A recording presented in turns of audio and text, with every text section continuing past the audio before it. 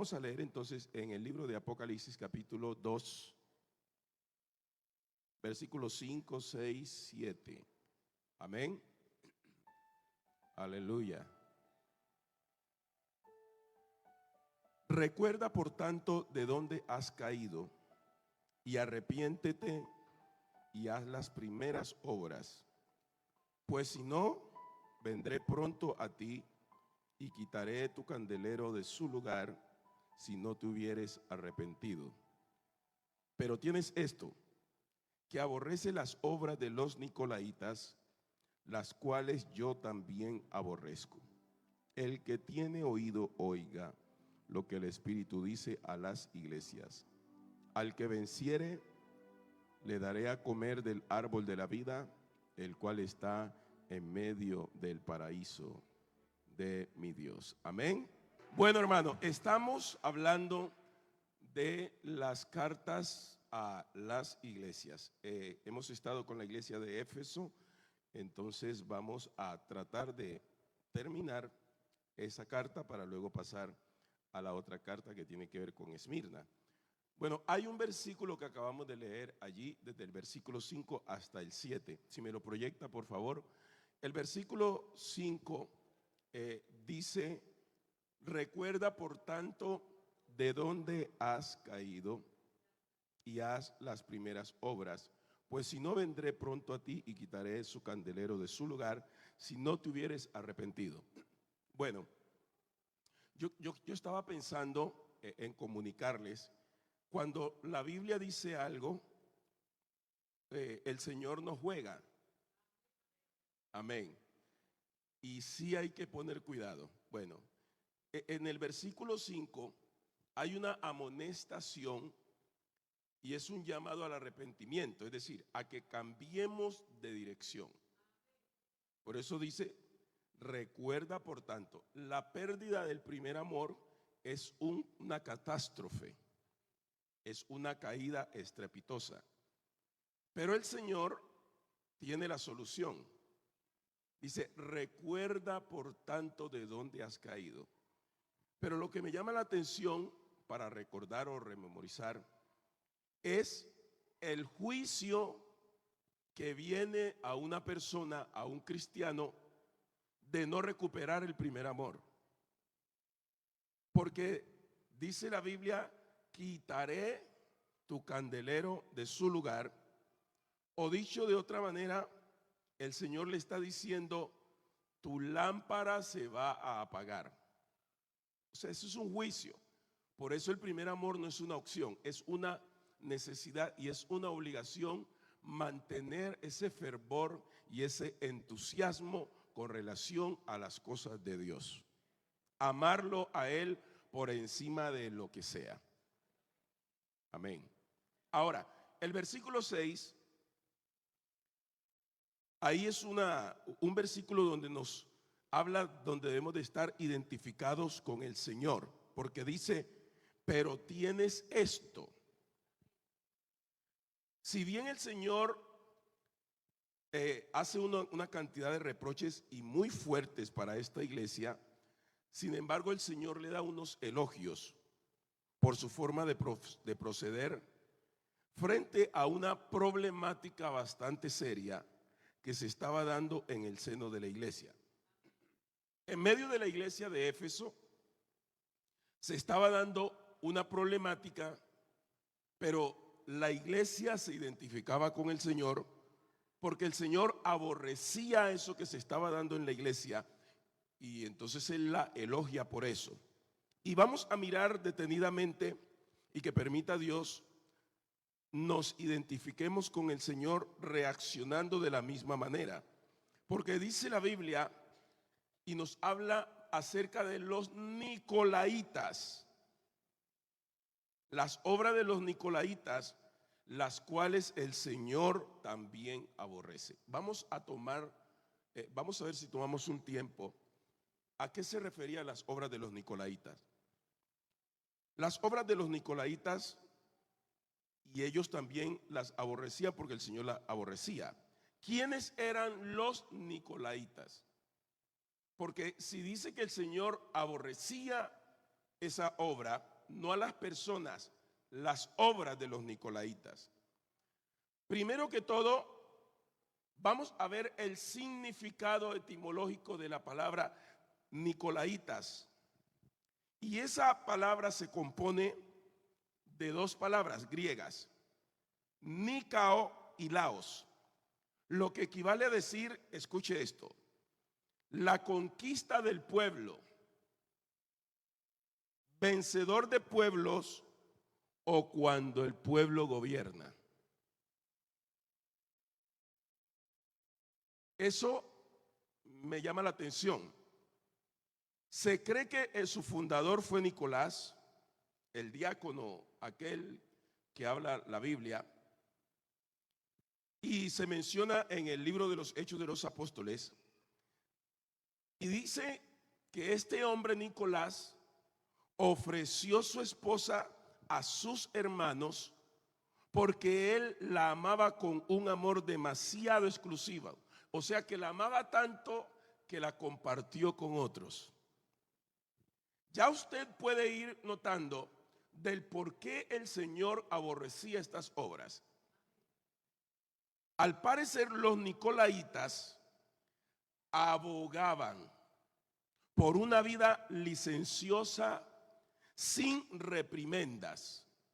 Es decir, los nicolaitas era una especie de hermanos, un grupo que a ellos no les gustaba ni que los reprendieran ni que los exhortaran.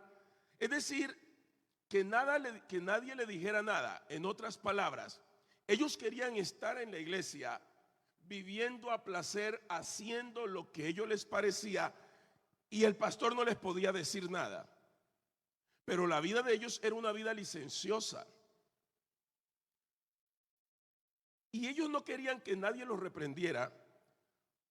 Y también querían que los creyentes participaran abiertamente de los excesos sexuales y de comida sacrificada a ídolos. Ese grupo religioso estaba infiltrado en la iglesia de Éfeso y ahora en su propio interior querían dominar a los creyentes.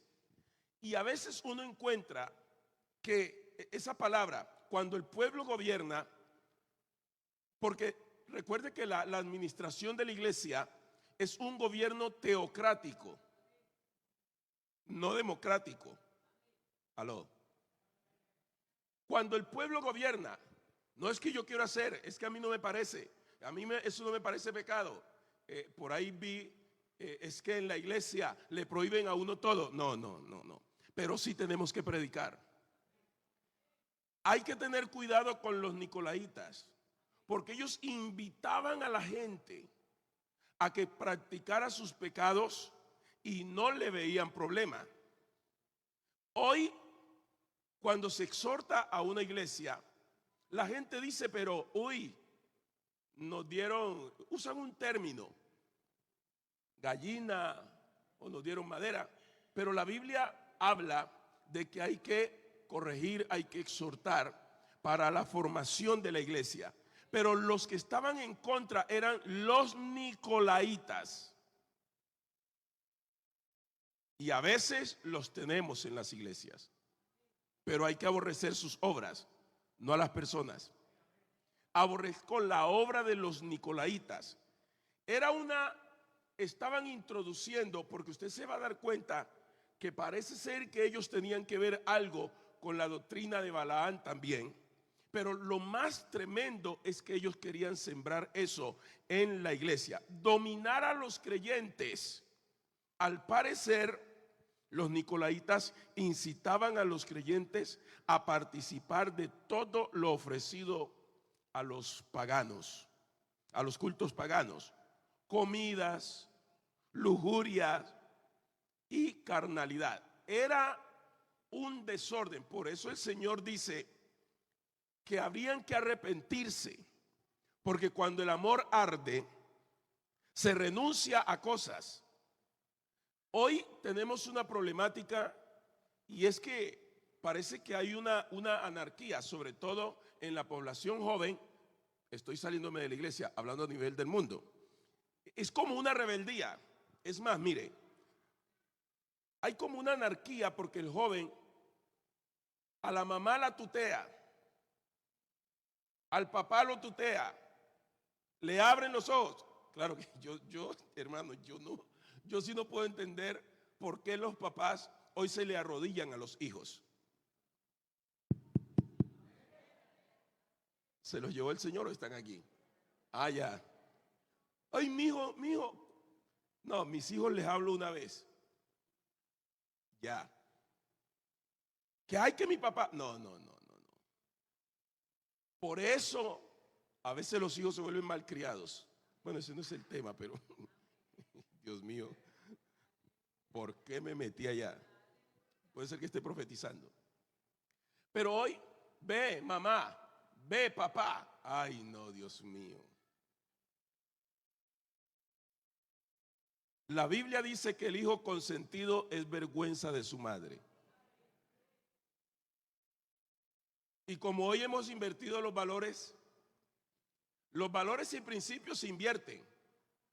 Porque aparece, mi hermana es psicóloga, tengo que hablar de eso para no meterme en problema con algún psicólogo.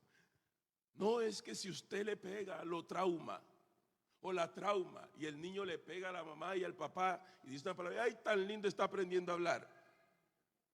La Biblia dice, si lo castigas con vara, no morirá, librará su alma del Seol.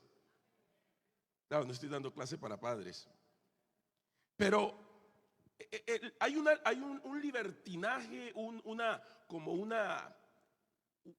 anarquía. Ya no hay respeto. Los jóvenes les gusta tutear a los mayores. Dios te bendiga. Ve, ¿cómo te? No, ¿por qué?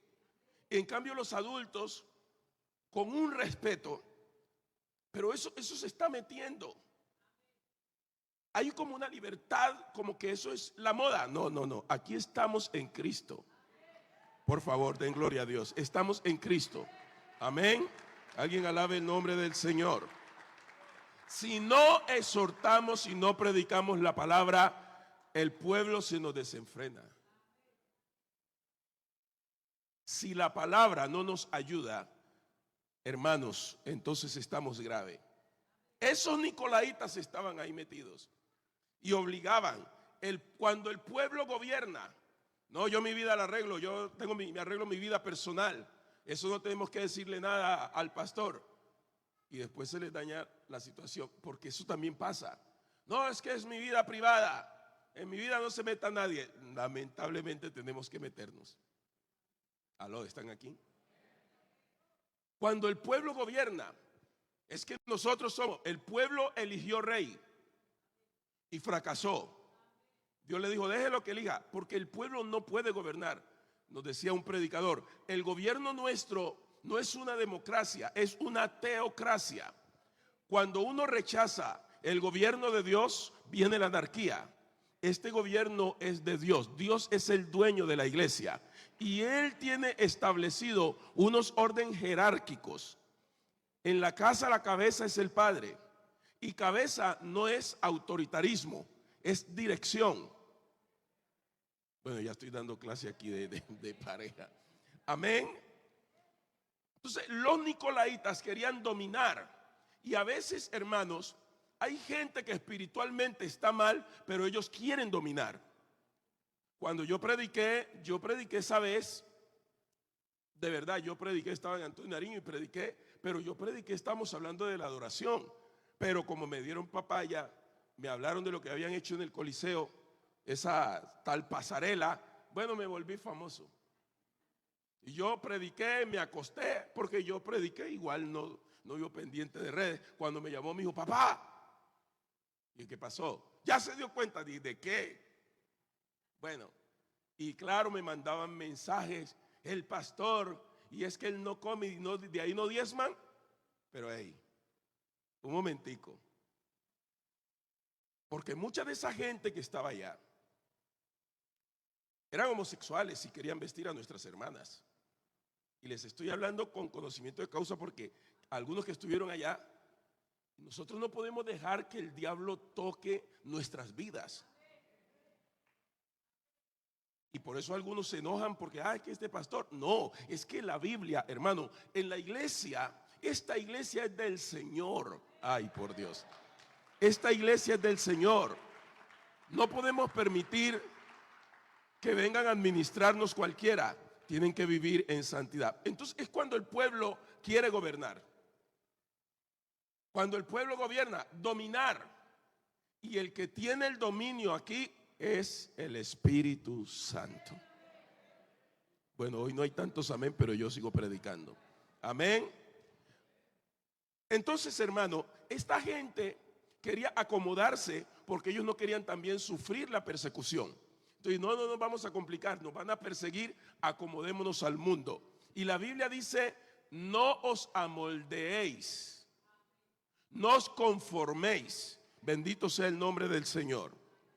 El apóstol Juan habla en el libro de Apocalipsis y comenta los peligros que acechan a las diferentes iglesias, tanto a Pérgamo y a Tiatira, porque en Pérgamo y en Tiatira sí los toleraban a los nicolaitas, es decir, los atraían, pero no deberían de atraerlos.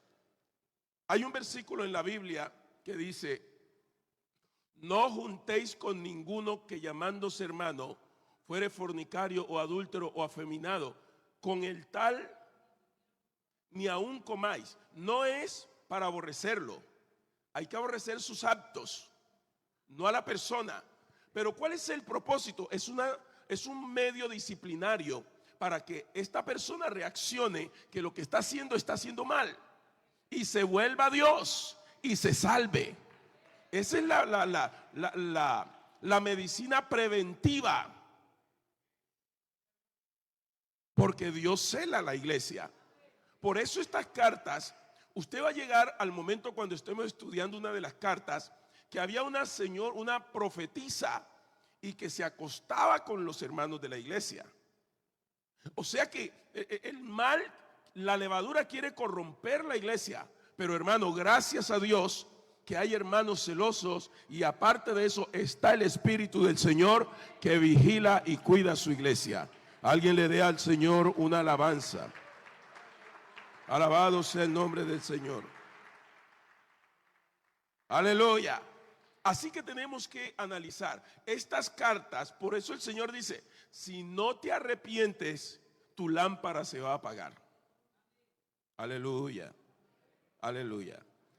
Ahora, vamos a ir cerrando. Recompensa para el vencedor.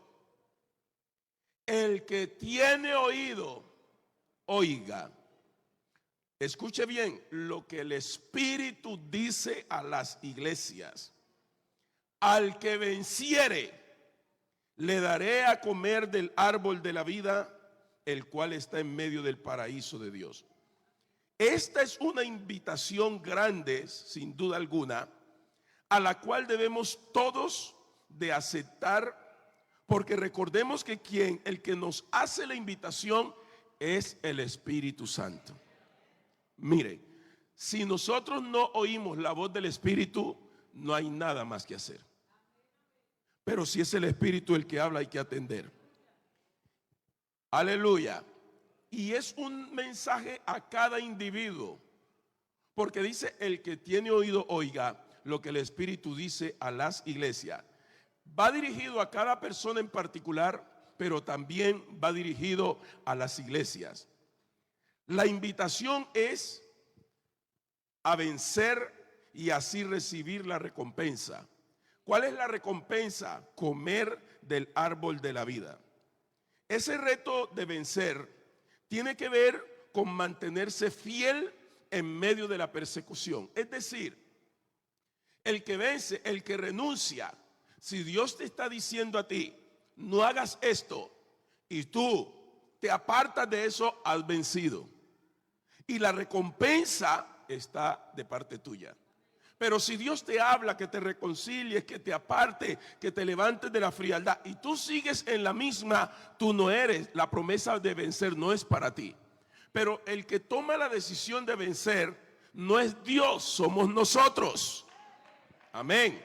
Por eso dice el que venciere, es decir, el que toma la decisión y dice ya basta. Y a ese es que le dice el Señor, comerá del árbol de la vida.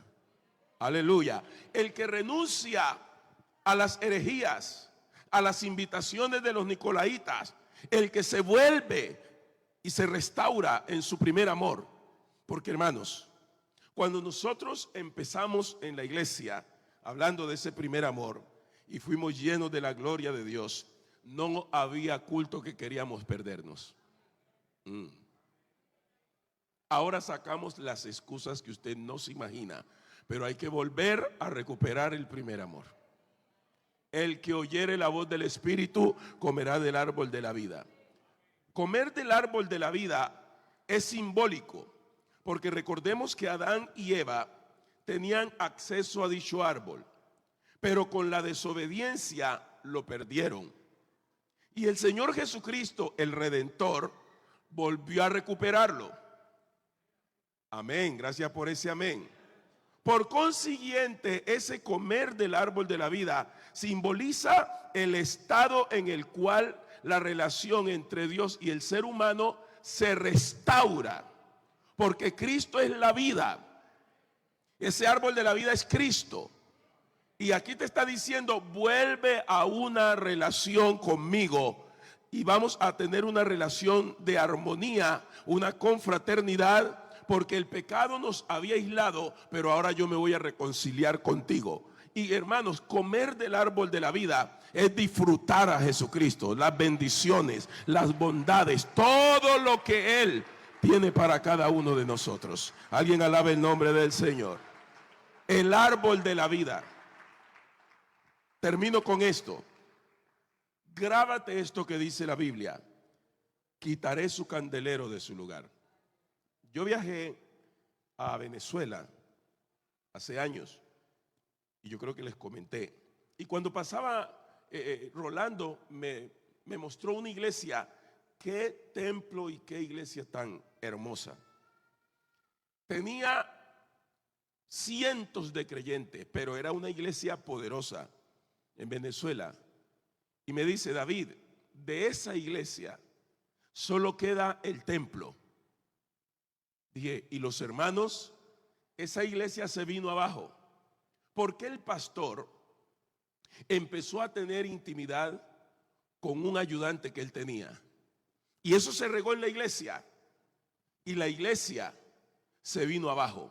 Porque, hermanos, donde se tolera el pecado, el Espíritu Santo se va. Oh. Pero cuando uno ama a Dios por encima de todas las cosas, el Señor se empieza a manifestar y a mover en medio de su iglesia. Alguien alabe al Señor. Aleluya. Alguien alabe al Señor. El que venciere, no digas que no puedes. El Señor te ayuda. Y Él está aquí esta noche. ¿Quieren dar gracias a Dios por la palabra? Padre celestial, te damos gracias en este momento por tu misericordia, por tu palabra que es verdad.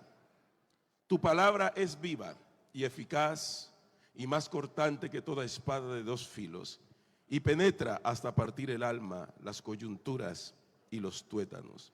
Oh Jesús de Nazaret, ayúdanos de una manera especial en el nombre glorioso de Jesús. Amén. Amén. Grite gloria a Dios. ¿Hay alguien aquí que quiera reconciliarse con Dios?